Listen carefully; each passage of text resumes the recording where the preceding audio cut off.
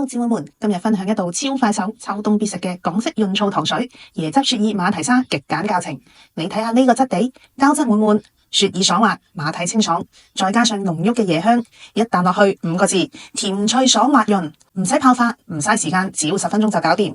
食材都好簡單，總共就5樣嘢。生鮮平台或者市場直接買去皮馬蹄，買得到馬蹄粉就用馬蹄粉，買唔到嘅話可以用藕粉代替。銀耳就用呢種，唔使洗唔使泡，煮10分鐘就可以出膠啦，非常之方便。冰片糖就比冰糖更加香甜嘅，覺得大支椰漿難保管嘅姊妹可以買呢種細包裝，1包65ml，一次用完，好方便。將馬蹄裝入呢種稍稍有啲厚度嘅保鮮袋入邊，用厚啲嘅刀背去敲佢，就唔怕佢周圍飛啦。唔好用太薄嘅保鮮袋喎，個袋好容易穿噶。呢個係大概4人份嘅份量，大概600ml嘅清水煮滾，將馬蹄、銀耳同片糖放入去，水滾之後煮10分鐘。